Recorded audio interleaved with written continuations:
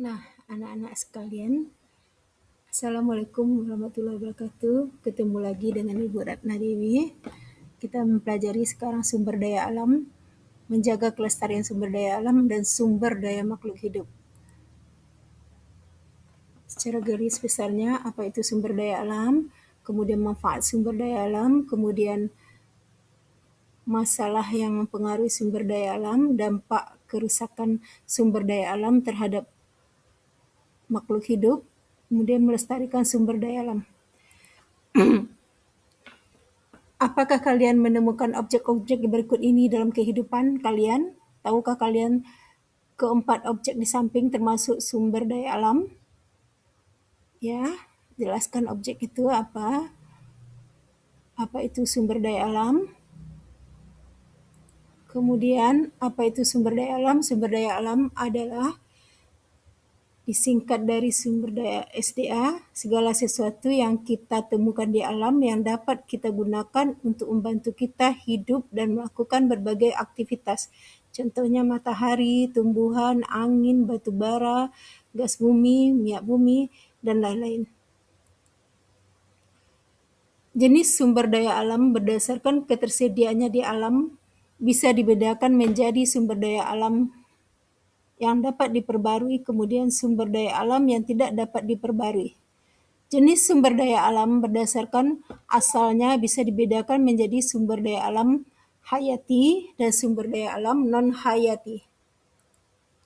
Sumber daya alam yang dapat diperbarui, sumber daya alam yang dapat kita manfaatkan dengan lebih cepat dari alam. Bahan-bahan tersebut tidak akan habis karena alam terus memproduksinya berulang kali. Sumber daya alam yang dapat diperbarui disebut juga sumber daya alam terbarukan. Meskipun dapat diperbarui, pemakaiannya yang bijak terhadap sumber daya alam ini tetap perlu dilakukan. Contoh sumber daya alam yang dapat diperbarui: matahari, angin, tumbuhan, air, panas bumi. Kemudian sumber daya alam yang tidak dapat diperbarui, sumber daya alam yang dimanfaatkan dengan cepat butuh waktu lama untuk terbentuknya kembali, sehingga jumlahnya terbatas. Jadi, bisa habis jika digunakan terus-menerus. Sumber daya alam yang tidak dapat diperbarui disebut juga sumber daya alam yang tidak terbarukan. Contoh sumber daya alam yang tidak dapat diperbarui: minyak bumi, batu bara, gas bumi. Kemudian nuklir, emas, besi, semua hasil tambang. Kemudian sumber daya alam hayati. Sumber daya alam hayati adalah jenis sumber daya alam yang berasal dari makhluk hidup, dari hewan dan tumbuhan. Sumber daya alam non-hayati yaitu sumber daya alam yang bukan dari makhluk hidup atau benda mati seperti mineral, air, minyak bumi, dan matahari, cahaya matahari. Manfaat sumber daya alam bagi kehidupan manusia. Ada banyak manfaat sumber daya alam bagi manusia. Berikut ini beberapa contohnya.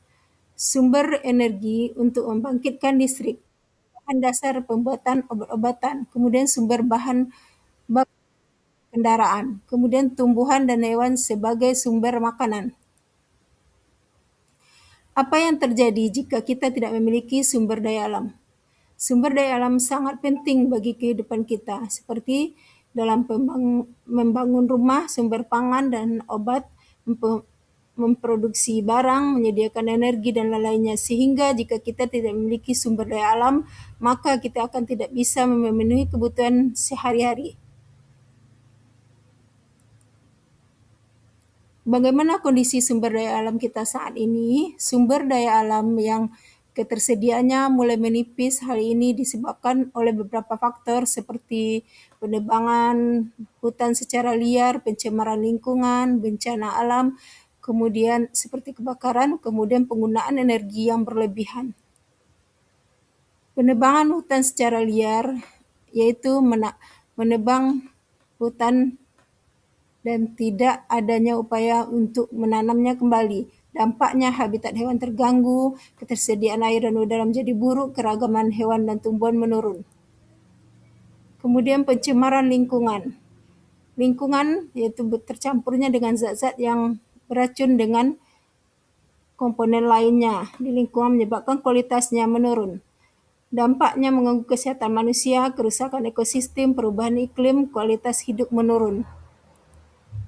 Kemudian perilaku hidup boros energi, yaitu menyalakan lampu saat tidak digunakan, menggunakan kendaraan bermotor setiap saat, membuang-buang air. Itu dampaknya bagi kita ketersediaannya di alam, penurunan ketersediaannya di alam. Kemudian aktivitas makhluk hidup terganggu. Kemudian terjadi bencana. Bencana itu serangkaian peristiwa yang menyebabkan kerusakan seperti banjir, gempa bumi, tsunami, dan gunung meletus. Habitat hewan terganggu, ketersediaan air bersih berkurang, kerusakan tempat tinggal manusia. Kemudian bagaimana cara agar sumber daya alam tidak habis? Menanam pohon kembali setelah ditebang, membuang sampah pada tempatnya, proses mengubah bahan bekas atau limbah menjadi barang baru yang dapat digunakan kembali. Itu salah satunya. Kemudian menggunakan sumber daya alam terbarukan sebagai tenaga surya, air, dan angin sebagai pembangkit listrik. Mematikan lampu atau air saat tidak digunakan. Kemudian kesimpulan dari semua topik yang di atas yang Ibu uraikan di atas, yaitu jenis sumber daya alam, ada sumber daya alam yang dapat diperbarui dan tidak dapat diperbarui, kemudian dampak kerusakan sumber daya alam bagi kesehatan manusia, keberagaman tanaman dan hewan, rusaknya tempat tinggal makhluk hidup, masalah pada sumber daya alam, penebangan pohon, pencemaran, penggunaan energi yang berlebihan, bencana alam. Kemudian solusi pelestarian sumber daya alam, reboisasi menggunakan sumber daya alam secara bijak, kemudian menggunakan sumber daya alam terbarukan dan menjaga kebersihannya. Nah, anak-anak sekalian, bagaimana pembelajaran hari ini? Tugas kalian amati lingkungan sekitarnya. Buatlah daftar cara untuk melestarikan air yang bisa dilakukan di lingkungan rumah dan sekolahmu. Pertemuan selanjutnya silakan isi dengan topik yang akan dibahas pada pertemuan selanjutnya.